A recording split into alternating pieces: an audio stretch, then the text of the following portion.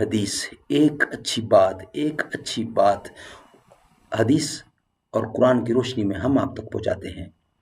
آج کا سبق جو کہ 11 اکتوبر 2025 17 ربیع الثانی 1447 ہجری، آج کا سبق جھگڑوں کے خطرناک نتائج، سکون کی گولی، یہ ہیڈنگ ہے۔ ہماری کوشش ہوتی ہے کہ روزانہ کی بنیاد پر کم از کم ایک اچھی بات جس کا ہیڈنگ ہوگا آج کا سبق، وہ آپ کی نظر کی جائے گی انشاءاللہ روزانہ کی بنیاد پر۔ دنیا میں وہی شخص ہے تعظیم کے قابل، جس شخص نے حالات کا رخ موڑ دیا ہے۔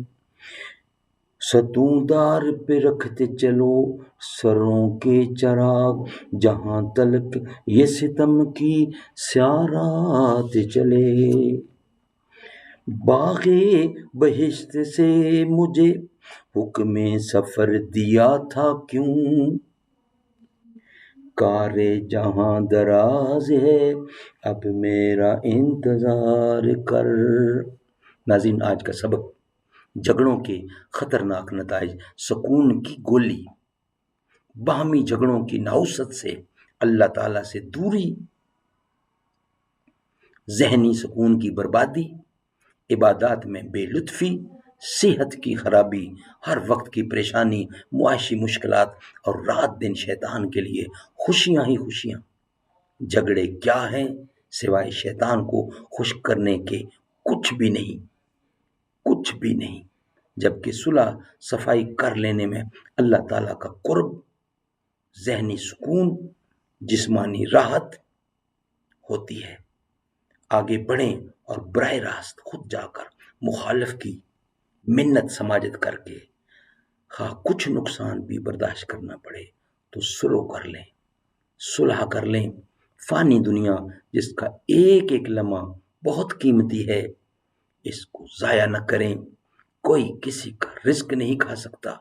مخالف کے حق میں باقاعدہ دعا بھی کرتے رہیں۔ اختلاف اور جھگڑے کا کسی تیسرے کے ساتھ تذکرہ بھی نہ کریں، اور یہ بھی یقین کر لیں جو دوسرے کی بات آپ کے سامنے نقل کرتا ہے، وہ آپ کی بات بھی لا محالہ دوسرے سے نقل کرے گا۔ دوسروں کے تذکرے سے اپنی زبان کو محفوظ رکھیں اور رات دن بس صلح کی کوشش میں لگے رہیں۔ بس پھر انشاءاللہ اللہ کی مدد آپ کے ساتھ ہے۔ یہ ہے سکون کی گولی۔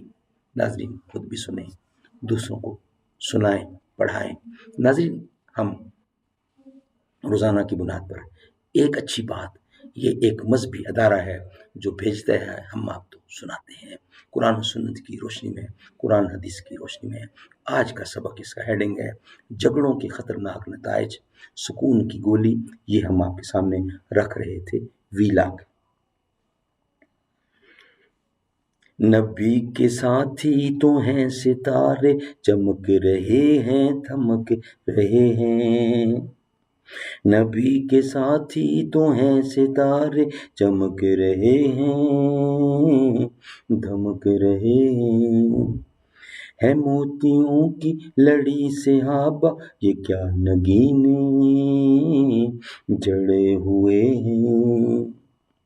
جو ان کی عظمت کو مانتے ہیں، نبی کے در پر پڑے ہوئے ہیں۔ ہر ایک جہاں میں، ہر ایک مقام پر نبی کے جھنڈے گڑے ہوئے ہیں۔ وہ جنگ خندق، یہ بدر و احد، تبوک ہو یا کہ غزوہ خیبر، جہاں جہاں بھی نظر پڑی ہے وہیں صحابہ کھڑے ہوئے ہیں۔ جو ان کی رفعت کو مانتے ہیں، نبی کے در پر پڑے ہوئے ہیں۔ ہر ایک جہاں میں، ہر ایک مقام پر نبی کے جھنڈے گڑے ہوئے ہیں۔